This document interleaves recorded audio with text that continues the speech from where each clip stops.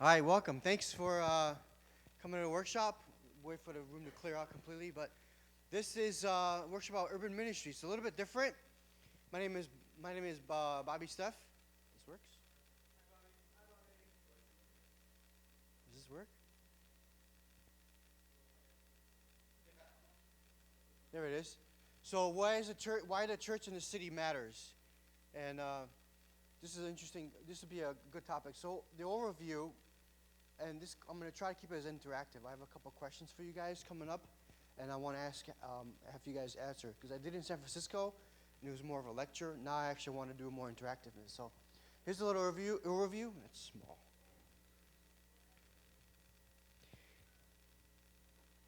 We're going to go. What is urban ministry? What is actually urban ministry? What does the Bible say?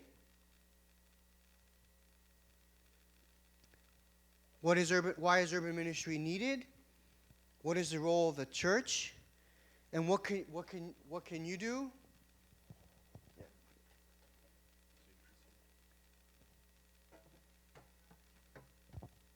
How do you apply it to Romanian community, Romanian culture? That was something we'll go over. And then a Q&A.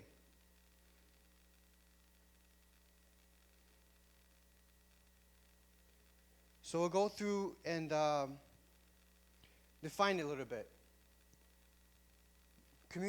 So it's community transformation through the gospel renewal. So first off, we are individually saved. We are called by God. We're saved ourselves through the gospel that someone told us the gospel, or you went through an event like a Billy Graham evangelistic a crusade, or someone told you, or at church. So it starts with you. You're saved first. The second one is intentional living. How are you living today to tell others about the gospel? All your interactions must be showing Jesus Christ. And also the influence, as you're telling others, your influence is going to broaden. It's going to get larger. It's going to expand as you keep living intentionally with people. So the more you live, the more you'll have others. So here's a quote that I have. As Christians are renewed by the gospel, so should their families, schools, playgrounds, businesses, neighborhoods be transformed. So it's not just about being in the church, but also being outside of the church, how you influence. And so here's couple of scriptures to back it up. Do not be transformed. Do not be conformed to this world, but be transformed by the renewal of your mind, that the testing may be discern of what is the will of God, what is good and acceptable. So being transformed. And then we have Acts 2:42-47. And they devote themselves, the apostles, to the teaching, the fellowship, the breaking of bread, and prayers, and all came upon the soul, and many wonders and signs were being done. And then another one, let brotherly love continue. Do not neglect to show hospitality to strangers, for thereby have some angels unaware. So then here's a question that I have to you. How does your daily life show gospel transformation? This is directed to you guys. Can you give me some examples, or what are you doing right now in your daily life to show the gospel? It's a thought-provoking question. If you have any answers? Showing the fruits of the Spirit. Your appearance, okay. What do you mean by that?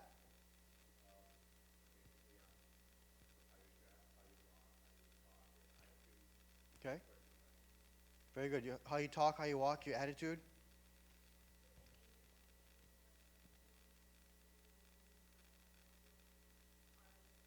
Mm-hmm. The way you participate with your people outside of church friends, right? Partying and all that stuff, yes? Caring for others, right? Hospitality, nurturing, yes? Any other ways that you can show throughout your daily life that you're doing now or you can do? Go ahead. Okay, response to difficult situations. What do you mean by that?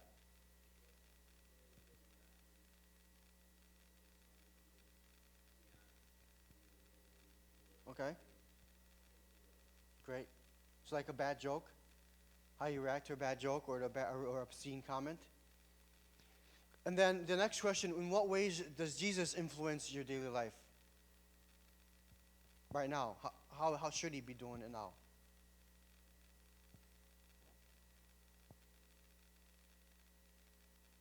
Maybe through prayer, daily reading, fellowship with others, right? These are pretty common things.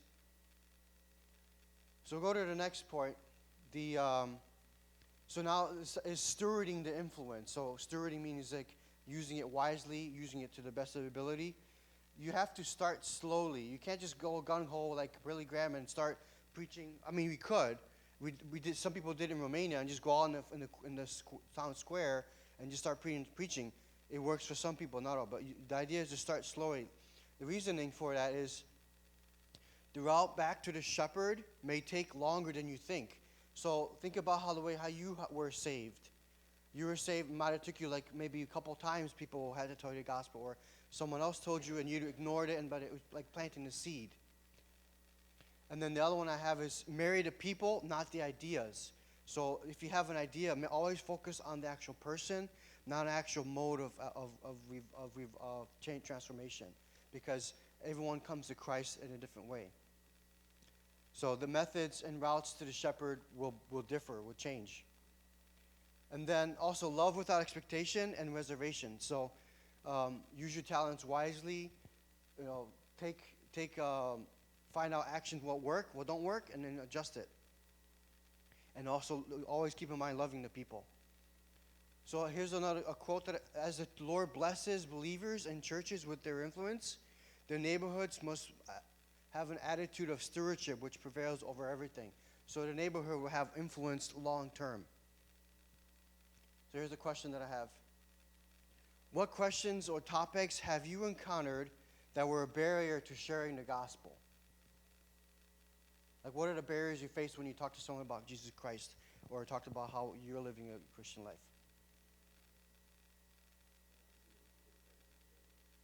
Pardon? Why does he let this or that happen? Yes?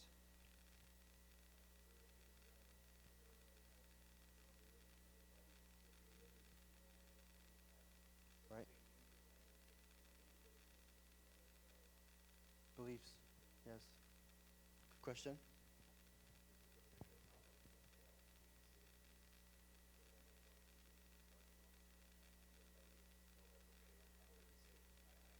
Mm-hmm. Superficiality, yes. So these are all barriers that we are facing in today's world, yes. Any other barriers or things? Yes? Lack of motivation, desire, yes.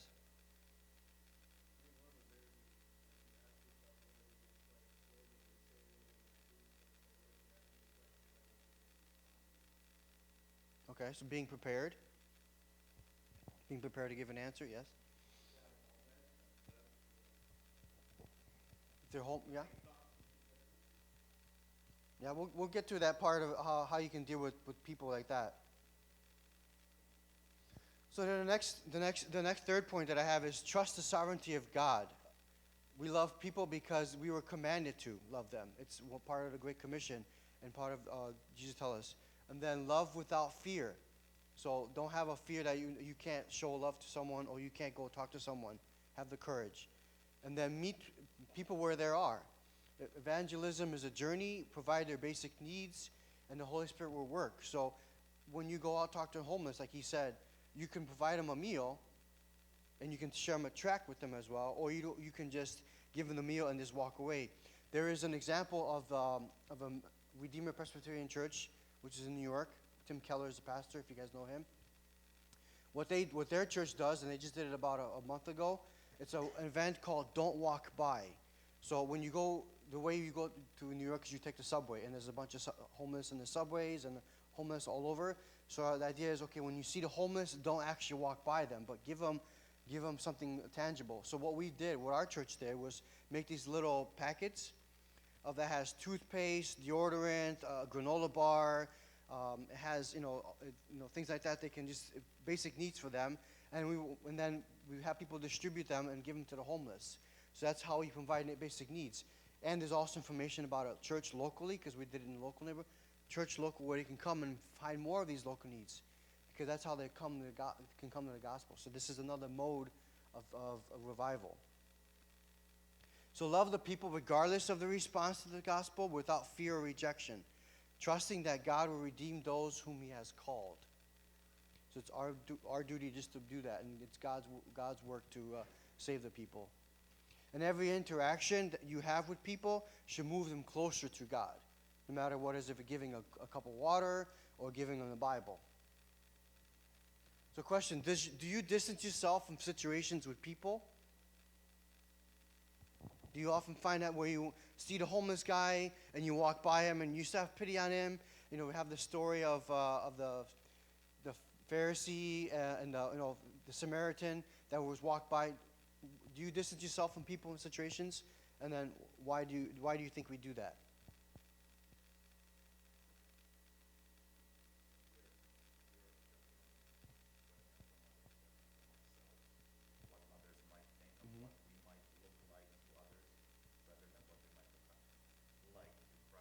Sure. Fear rejection, fear of others, yes. I think comfort zone is something we love, especially here in America. That's something that they even say that who's in more danger, the persecuted or the comfortable? Because a lot of the times, we don't need to go to a talk zone to do something outside of my schedule that I do every day, 9 to 5, Monday to Friday. It's like, it's comfortable. I have to do something. I don't want to, Correct, yeah, exactly. A lot of times we get caught up with the calling that we've made for ourselves instead of the real calling that God is calling us to. So it's like you said, schedule, you're busy, you're kind of just focused on your track. I gotta do this stuff. I don't have time to Right. do the most important thing that we're supposed to do. Yeah, exactly. Sharing the gospel, getting out of your comfort zone. Good question. So here's now we're going to talk about the biblical model. This is all how to do it in the biblical model. And this, I'm not going to read the whole verse. It's Jeremiah 29, 1, and then verse 4 to 7. And I highlighted those in there. It's kind of small, but I'm going to try to read it here. These are the words of the letter that Jeremiah the prophet sent from Jerusalem to the surviving elders and exiles, and to the priests, the prophets, and all the people who Nebuchadnezzar had taken into exile from Jerusalem to Babylon. Thus says the Lord of hosts, the God of Israel, to all the exiles whom I have sent into exile from Jerusalem to Babylon. Build houses and live in them. Plant gardens and eat their produce. Take wives and have sons and daughters. Take wives for your sons and give your daughters in marriage, that they may bear sons and daughters multiplied there and do not decrease. But seek the welfare of the city where I have sent you into exile, and pray that the Lord on his behalf and his will will find you in the welfare. For thus says the Lord of hosts, the God of Israel. When you talk about urban ministry, or when you talk about doing ministry at all, we always have that verse 7. But seek the welfare of the city where I have sent you into exile. But we often ignore the 6 verses right above it in that chapter. And we'll go through them in a bit. So here's what it's saying in there. The letter was sent to people in exile. It was actually written to the Israelites that were in Babylon. So they were in exile themselves. They were so think of us. We're not citizens of heaven. We're here in a city ourselves. He sent us in a city like he sent them into a pagan city. And then it says, build houses. Right? So that means establish yourself there. Plant gardens, meaning plant gardens is they had their vocation. That was what they did. They had their work. That's what they did. They were agricultural kind of people. Plant gardens. Marry the people. So establish yourself. This is talking about Israelites in Babylon. Think going back. Marry the people in Babylon.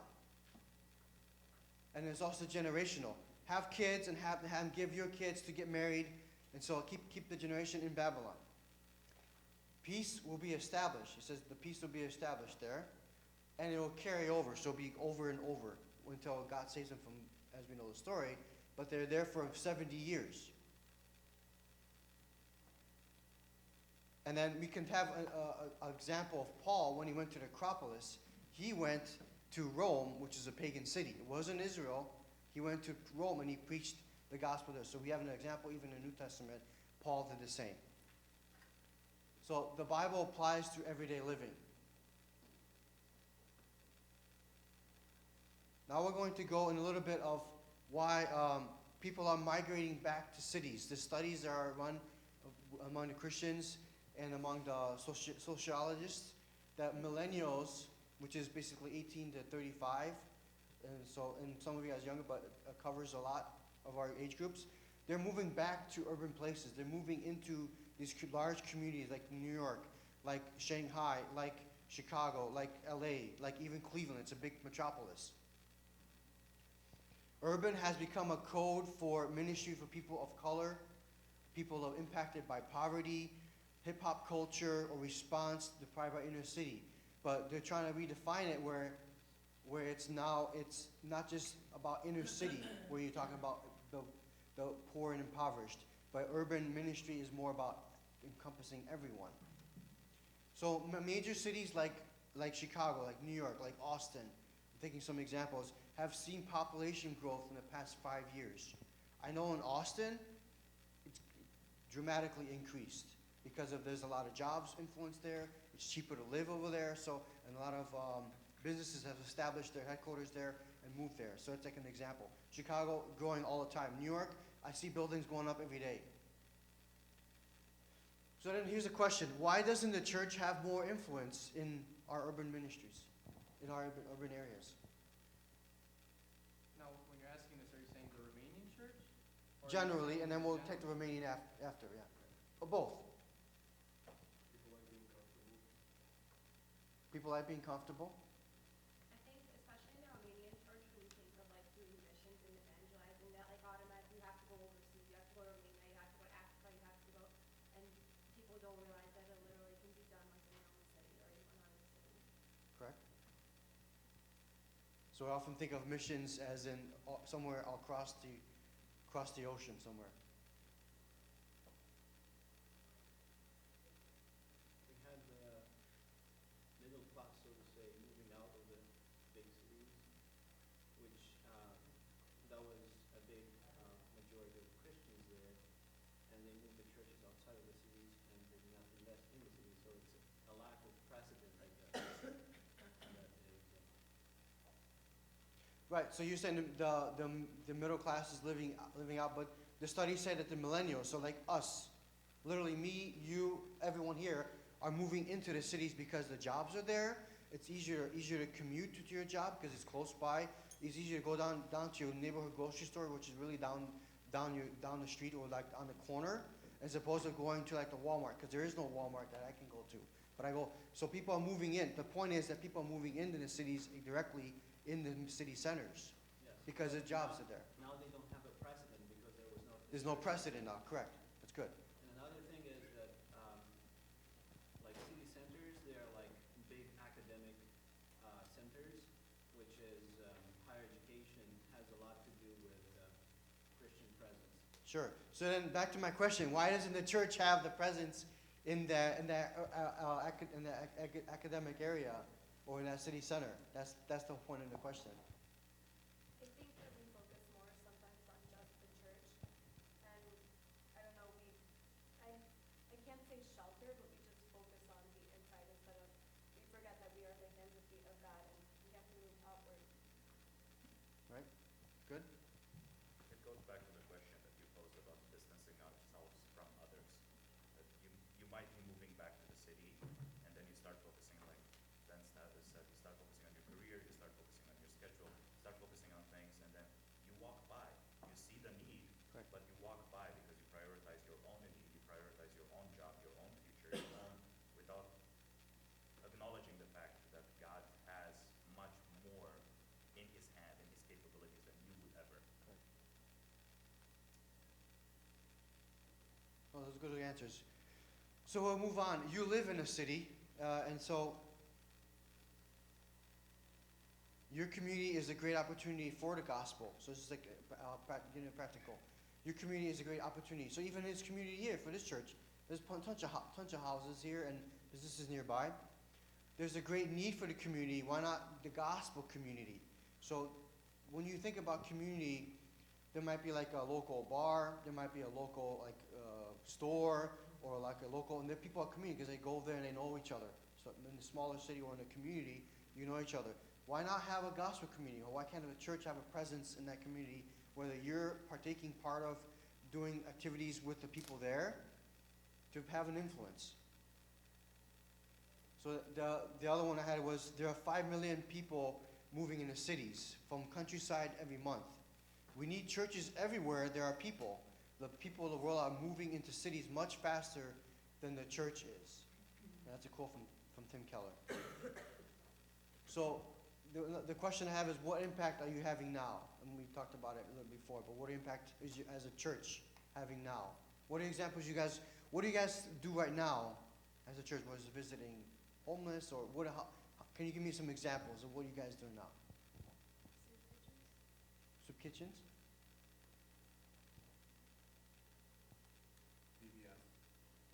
VBS? We have a worship night with a message and food. It's called Great Night, where we involve the local churches, not just ethnic church Good. Romanian, but like Arabic, Hindu, and other that are not Christian.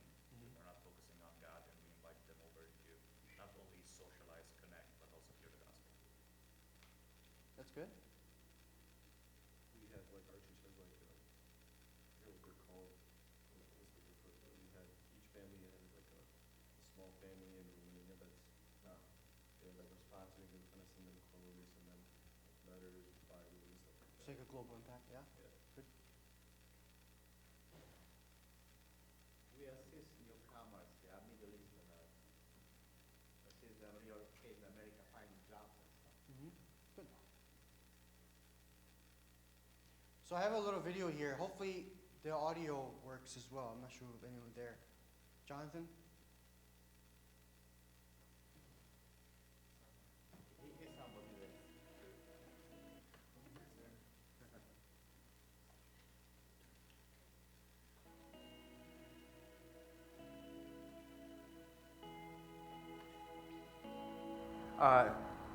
Whether you like cities or not, cities are growing rapidly. The people of the world are pouring into cities faster than the church is going into the city.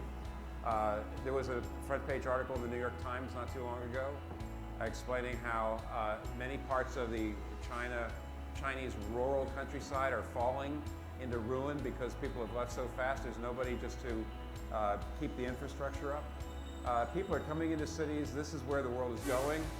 And it's also a great opportunity at the same time. It's a place where the people of the world are coming together. Many people are uprooted, and therefore they're open to new ideas like the gospel. And so if you want to reach the world today, you've got to go to cities.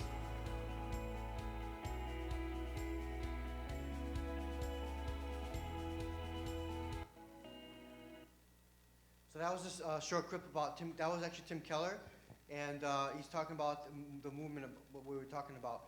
He's actually in Hong Kong, and that when he shot that, the reason I know because I recognize the taxis. When you see the movie, you see the taxis. So he was actually in Hong Kong, and these actually him and his people from his church were just in Japan for the past 2 weeks, doing trainings to churches and presenting things like that. So what is the role of the church? It's one body to another. The church is the ecclesia. I'll go through this quickly. The church is the ecclesia, the call-out ones. The church is meant to be a light in the darkness. We are meant to be the executor of the gospel. We're the ones that's supposed to tell others. And each body member has a unique role, whether it's you're making food, you're driving people to and from the airport or to and from work, or you're actually just giving a sermon. Every little aspect that we do that involves the gospel matters, because you're giving that cup of water or giving that sandwich to that person, but then they come to a church afterwards because they come back through the sermon. You never know what your intentions and what your action were. So no matter what the task, it's important. So this is a reminder that no matter what you're doing in the community, and whether you think the task is small or great, it all matters. It all flows because it's all planting seeds, and God is able to work through the Holy Spirit.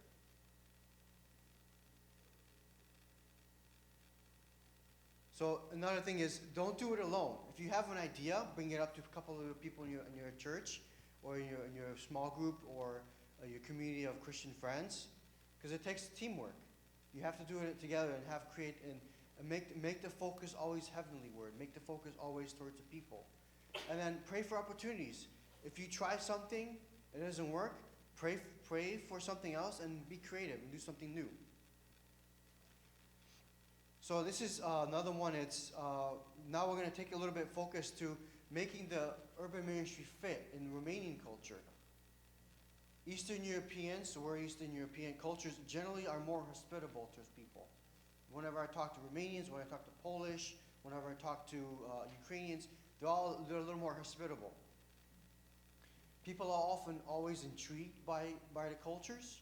So when you tell them, when I work, I'm Romanian or I'm Polish, or they're like, well, they're so like curious about it because they don't know what a Romanian is as much. They know what a Chinese or a German but being Romanian, they don't know much about us as much, except for that Ceausescu and the communism. But you can tell about how beautiful our country is, how good food we make, how influence the culture. So you can relate on a personal level with them by opening up. And also our hard work, Romanians and Eastern Europeans are mostly known for our hard work ethic that can stand out because people can notice. People notice in your workplace. So this is how we can fit, how us as Romanians are fitting into urban ministry. So we're going to go through a little bit of what you can actually do. I'll give you some practical examples. And we mentioned some, but here's some other ideas that you guys can do in your churches. So you have to begin where in your neighborhood. Begin where your church is at. You are salt and light. You're planted in this actual location. Yes, the body the church is a body, but also you're meet in this location. So find your crowd. Find a crowd of people that you can influence in your neighborhood. And make it a community. So find a community, find an activity, playing chess or playing soccer is a good thing for, or doing like a youth night where you guys could have small groups. What we do in our church is we have small groups, not necessarily in churches, but we have small groups in coffee shops. We have small groups in restaurants, and people can see us, and they will come and find out about us and say, "Oh, what are you guys doing?" "Oh, we're studying the Bible. Have a seat. We're talking about Jesus." So that's an idea. Prioritize the people over the project.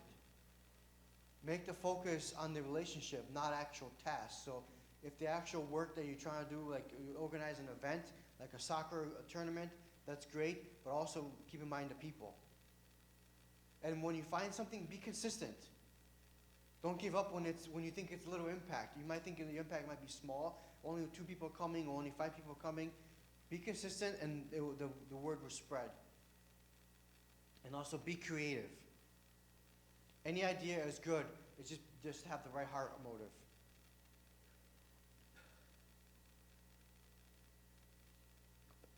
So here's some examples that my church in New York that I participate in and part of. We do flower giveaways around Valentine's Day. We literally stand in heavy traffic and give away a potted plant, and we tell them that this is given to individuals, and the evangelistic intention is this flower one day will die, but God's love will never die. So it's a conversation starter. So that's an evangelistic influence.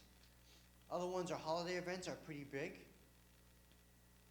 So they're pretty big events like creating a safe place for families to come, whether it's like a Christmas program or a Thanksgiving dinner or an Easter egg hunt.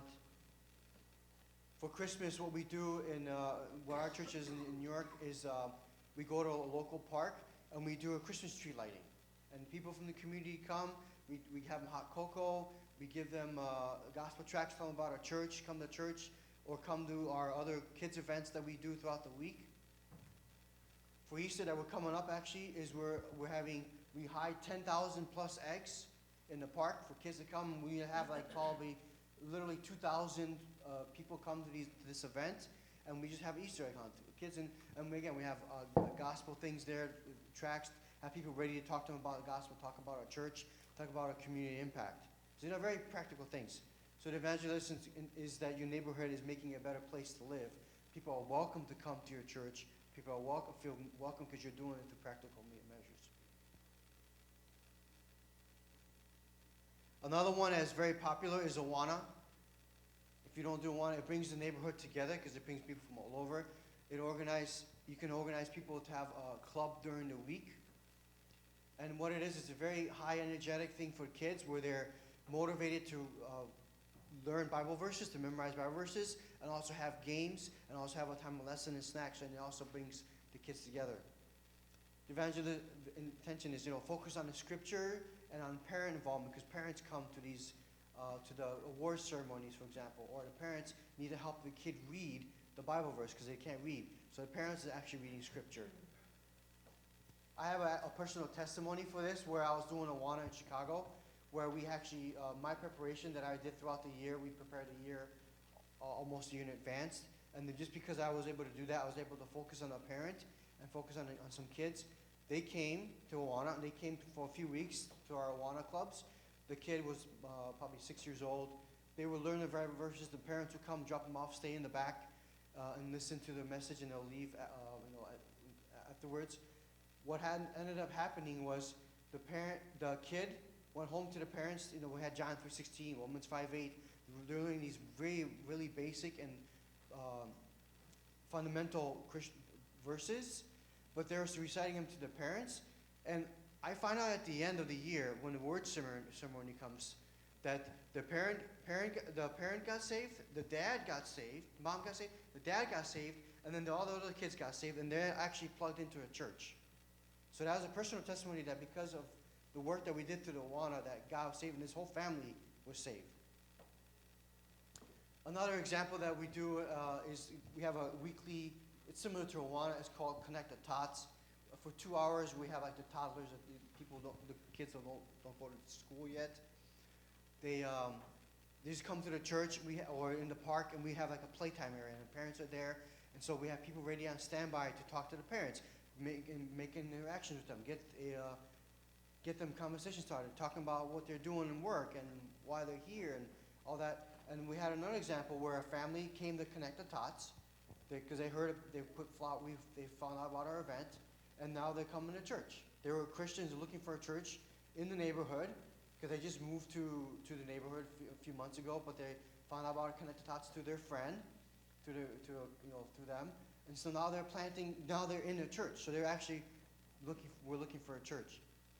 So evangelistic intention for that was, you focus on building relationships with the community. And another example I have is, which the RBYA is actually kind of helping lead, is we call it Saturday Serve, where we have Saturdays where all the Romanian Baptist churches would do some kind of ministry focus in the neighborhood at the same day, at the same time, basically, the same day. And then, so it's youth so it causes a great way to start if you have no place to start. And it's across the United States, so it's really cool to have, people in San Francisco are doing something, a mission, maybe a soup kitchen or a homeless shelter type deal, and then Cleveland Church is also doing like a Casa de Butrin or something like that at the same time. So I think that's really cool. That's all impacting someone somewhere in the United States at the same time. So look out for more information. We'll talk about it a little later in the conference as well. And the evangelistic is about opportunity to build relationships. This is another way you can do it in the neighborhood. So I have another video, and then we'll have questions. Jonathan?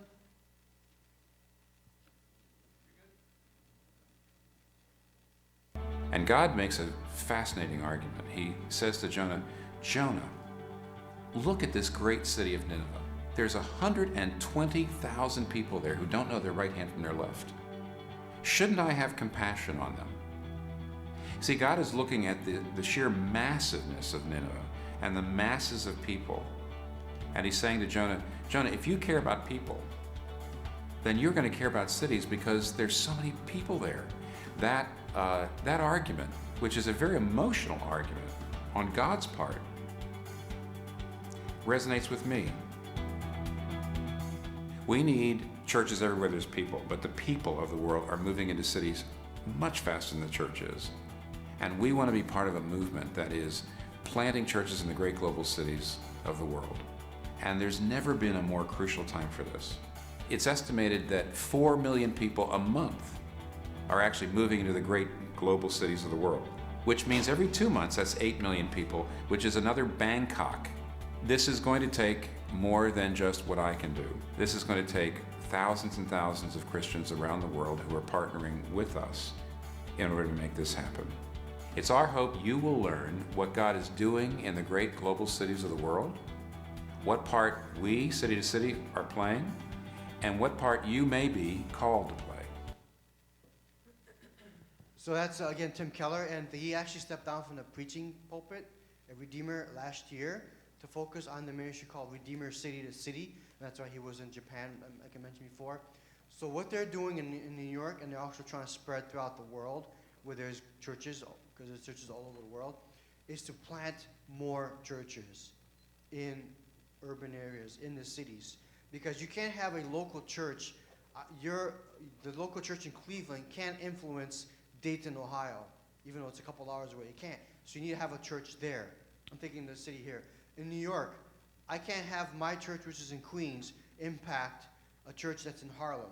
It doesn't make sense, right? So you need to impact. So the idea is to plant more churches in these urban communities so you can form, because the church is a local body of Christ in the neighborhood. So what they're doing with Redeemer City to City is they're working on planting more churches throughout the cities, and that's everywhere, including globally. So that's part of one of the reasons why I moved to New York, to be part of this church planting effort, where we want to plant another church in Queens, plant more churches in Manhattan, in Brooklyn, and all that, so we can have, instead of having mega churches, because Redeemer was a mega church, there's about 3,500 members. They've actually gone and have all their three main campuses are now individual churches by themselves, and they're actually doing more local ministry where they're at locally. So that's the impact of and you can look it up on Google, Redeemer City to City, and there's a whole bunch of things. There's training opportunities as well, if you're interested. So right now, I have any open discussion, any questions? Thanks for your time, for listening to me. Any closing remarks, questions?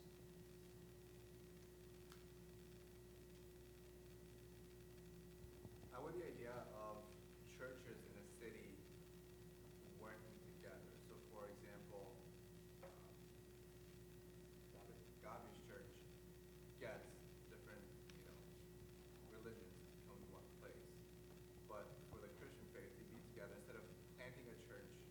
For example, where I come from, not a very big city, but there are churches everywhere. So how would you get a city where the churches then can get together and have the same goal instead of one church individually going down this path? Very, very good question. So there's also another movement across America about churches. So you have like the Southern Baptist Convention, right? Huge convention with a bunch of churches underneath it.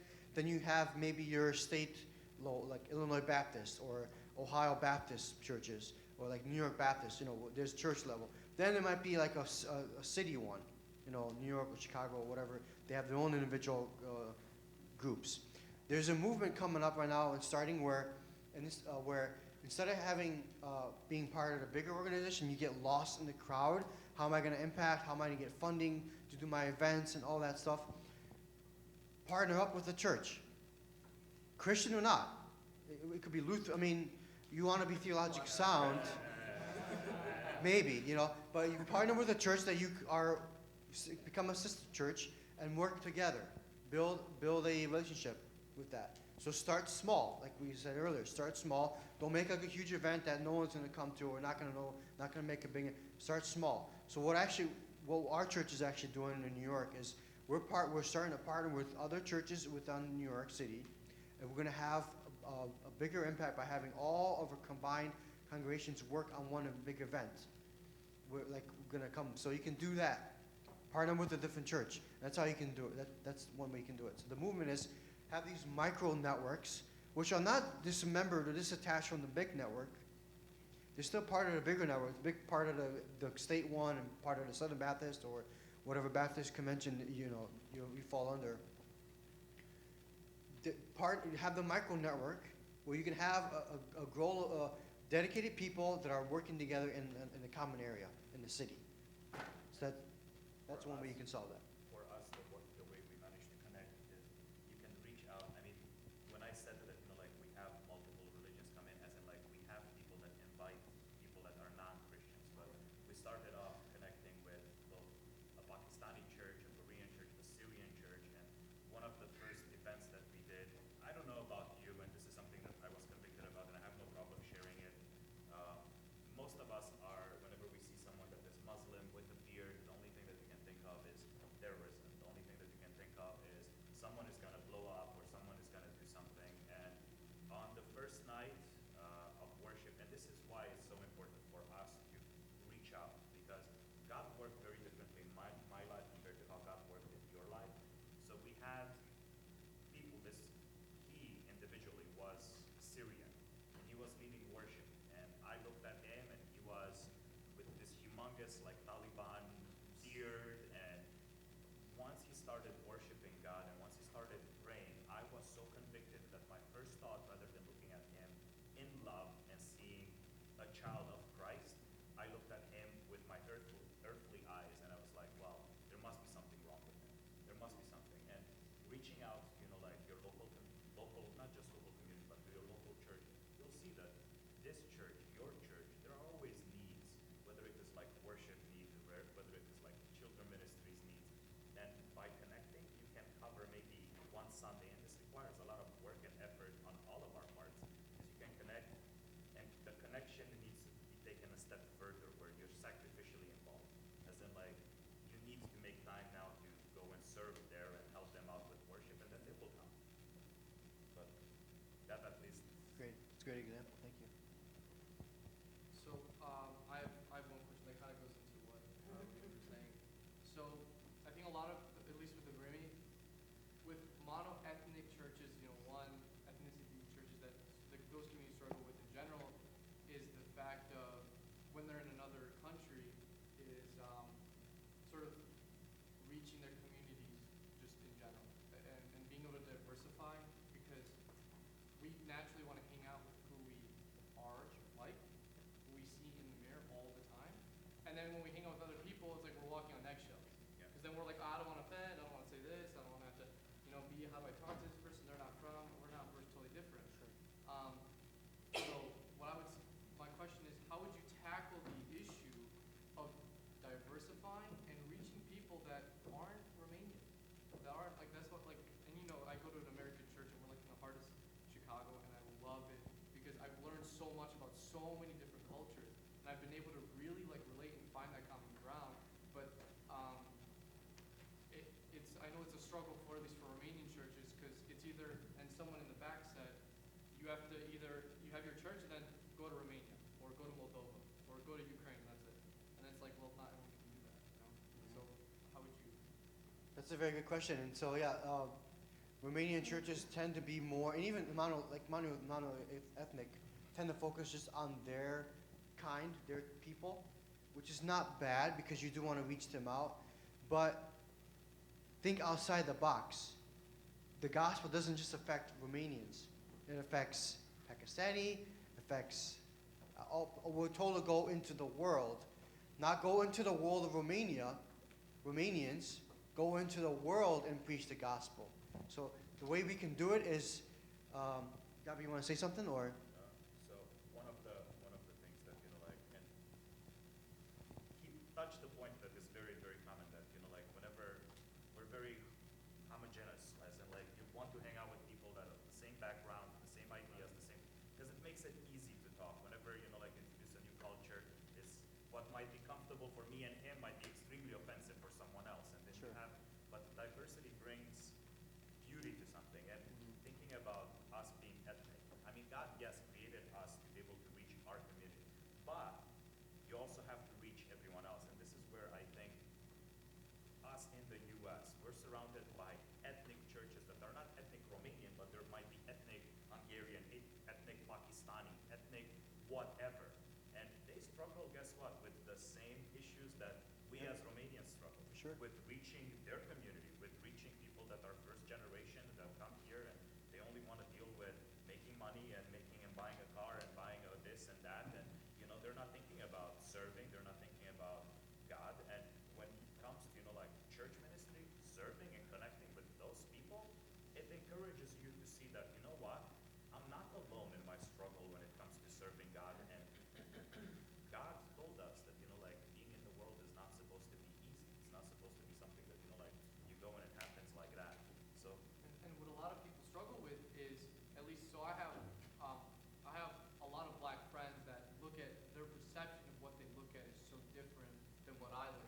they grew up in a fatherless home. A lot of them grew up in a fatherless home. They grew up, like, they would share struggles with me that they had to struggle with that I was like, I didn't even have to think twice about that. Like, are you kidding me? Like, and I got to learn so much about how something that, issues that they had was like, I never, and it was really a good opportunity to be able to see, okay, Yeah, it's about building the relationship. So yeah, like I said, don't try to gung ho, go out and try to partner with the church. Start slowly, partner with someone in that church, build a friendship with them, and then maybe come idea, hey, how can we work together as a church body to do something, together, as a diverse community. We're Romanians, we're Spanish, how can we do it together? We have similar languages, very similar styles of doing things. How can we partner together? So it will take creativity. So unfortunately, we're out of time, so we can talk about it later, but thank you guys for coming. I hope you guys learned a lot and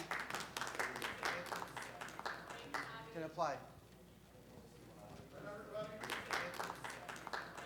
Can apply.